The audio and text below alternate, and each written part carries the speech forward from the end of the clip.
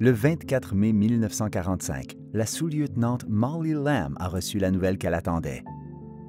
Elle allait partir outre-mer. En tant que première femme canadienne à devenir artiste de guerre, sa mission était de documenter les expériences des militaires canadiens suite à la Deuxième Guerre mondiale. Les croquis, comme les photographies, sont des représentations visuelles du passé. Ils sont une interprétation de la réalité, un aspect d'un événement vu au travers les yeux de l'artiste.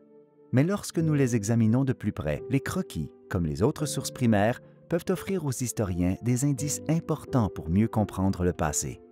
Comment les croquis de Molly Lamb nous aident-ils à mieux comprendre les expériences des militaires canadiens suite à la libération des Pays-Bas? Il existe 5 étapes clés pour l'analyse de sources primaires. Les 5 questions de base, le contexte, l'exploration, tirer des conclusions, trouver des preuves. Réfléchissez aux 5 questions de base. Qui est l'artiste? Que dépeint-il? Où, quand et pourquoi le croquis a-t-il été créé?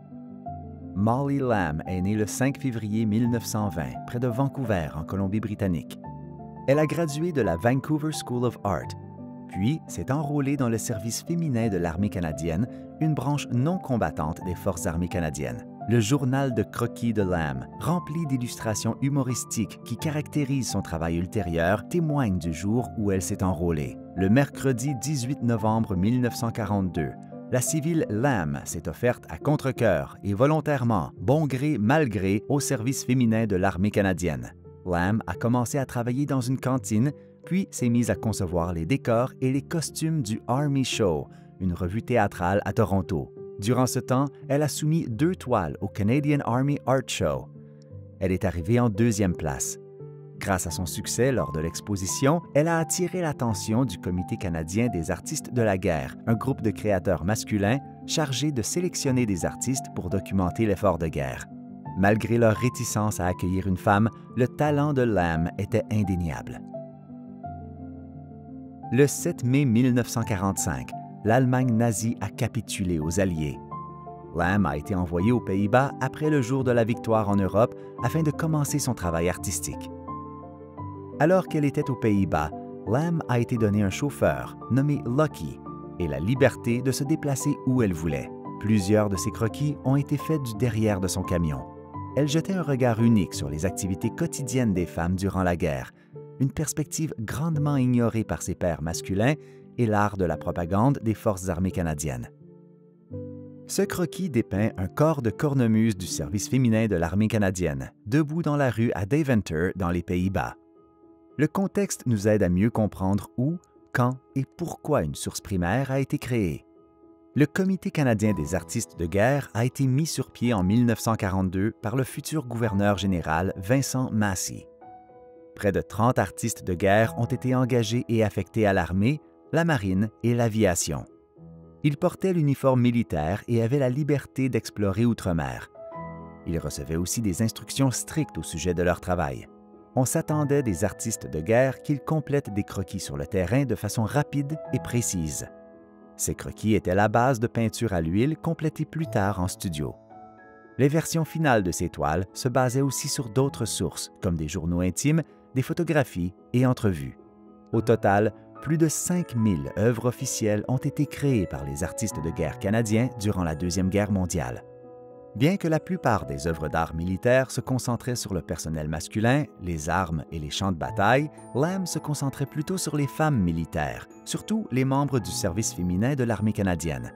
Contrairement aux images mises en scène du gouvernement, celles de Lamb les montraient en train de travailler dans des endroits informels ou en coulisses.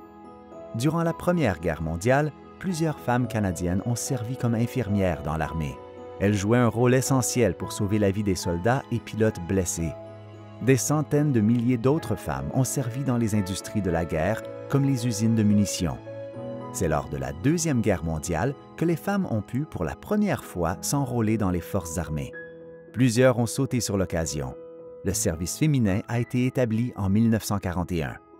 La plupart des femmes du service féminin de l'armée canadienne occupaient des postes de commis, d'assistantes administratives, de cuisinières ou d'autres rôles non combattants. Dès 1944, les membres du service féminin de l'armée canadienne étaient envoyés en Italie ou dans le nord-ouest de l'Europe afin de travailler principalement comme commis derrière les lignes du front. Suite à la capitulation allemande en mai 1945, les membres du service féminin de l'armée canadienne ont rejoint les autres militaires déployés dans les Pays-Bas afin de participer aux efforts de restructuration. Près de 170 000 militaires ont passé des mois à attendre leur chance de retourner à la maison.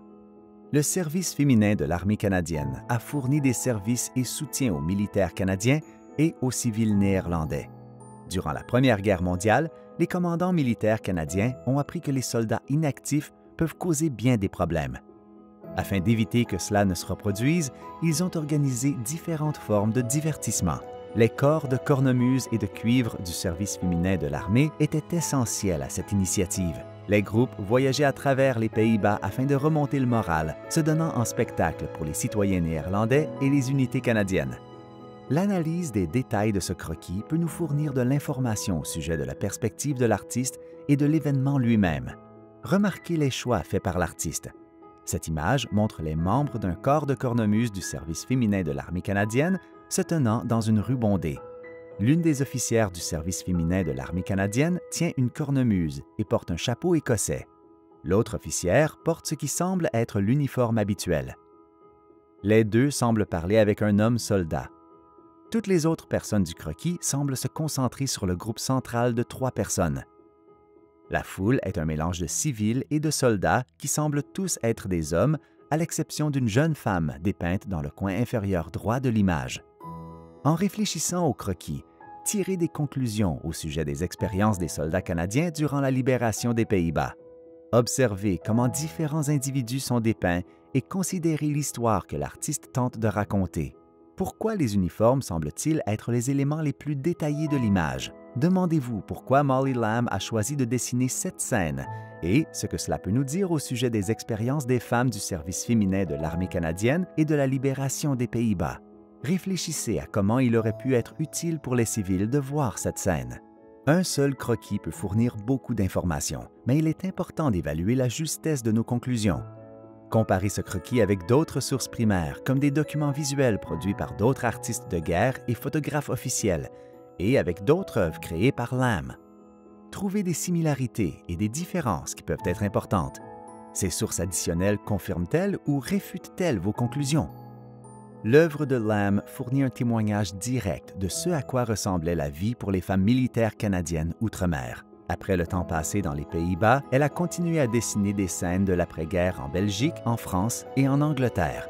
Elle est ensuite allée à Londres afin de compléter ses peintures.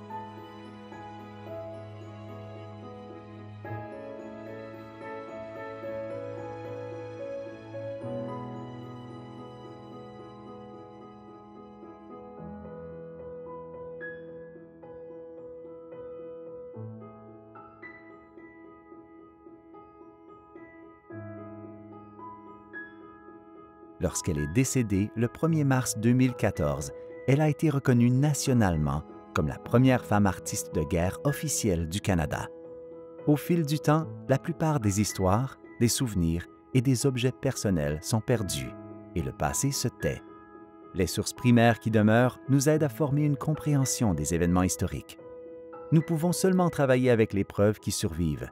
Pour un historien, cela signifie qu'il existe rarement une image complète du passé. La plupart du temps, ce qui nous est offert est une fenêtre sur le passé, au travers de laquelle nous pouvons jeter un coup d'œil furtif sur le tableau entier de l'histoire.